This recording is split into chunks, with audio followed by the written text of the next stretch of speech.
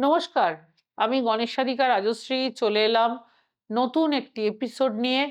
চলুন শুরু করা যাক আজকের এপিসোড।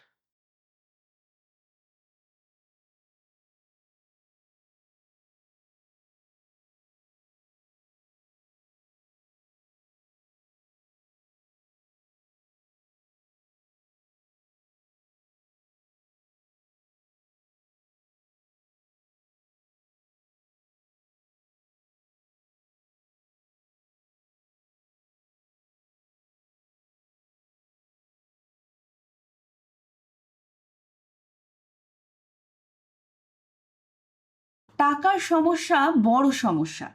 বহু মানুষই রয়েছেন যারা তাদের উপার্জিত অর্থে সন্তুষ্ট নন। যত টাকাই আয় করুন না কেন সবই জলের মতো বেরিয়ে যাচ্ছে, অথবা যে পরিমাণ পরিশ্রম করেন তার যোগ্য টাকা পান না। যেখানে আয় করা টাকা দিয়ে সংসারই ঠিকমতো চলে না, সেখানে টাকা সঞ্চয় করা বিলাসিতা হয়ে দাঁড়াচ্ছে। কিন্তু চেষ্টা করেও উপার্জনের নতুন পথ পাওয়া যায়। সফলতার পিছনে যত ছোটা যায় সেটা যেন ততই তাদের থেকে দূরে চলে যায়। এমন অবস্থায় আত্মবিশ্বাস ভেঙে পড়া স্বাভাবিক। কিন্তু সহজ কিছু উপায় পালনে টাকা উপার্জনের নতুন রাস্তা পাওয়া সম্ভব। দৈনন্দিন জীবনে আমরা প্রায় সকলেই সুগন্ধি ব্যবহার করে থাকি। তবে এই সুগন্ধি ব্যবহার করেই যে আমাদের ভাগ্য বদলানো যেতে পারে সেটা অনেকেরই জানা নেই। কিন্তু যে কোনো সুগন্ধি ব্যবহার করলে হবে না। কেশরে সুগন্ধযুক্ত আতর বা সুগন্ধি বাজার থেকে কিনে আনতে পারেন। প্রতিদিন স্নানের পর কানের পিছনে এটি লাগাতে হবে।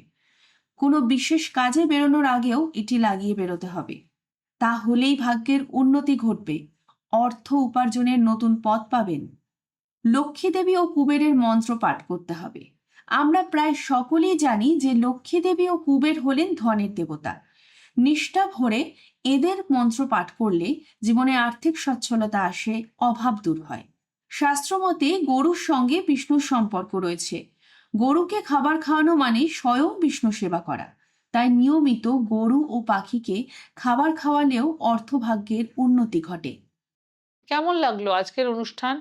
যদি ভালো লেগে থাকে তাহলে আমার ইউটিউব চ্যানেল গণেশ সাধিকা রাজশ্রীকে লাইক, শেয়ার ও কমেন্ট করতে ভুলবেন না। ভালো থাকুন, সবাইকে ভালো রাখুন।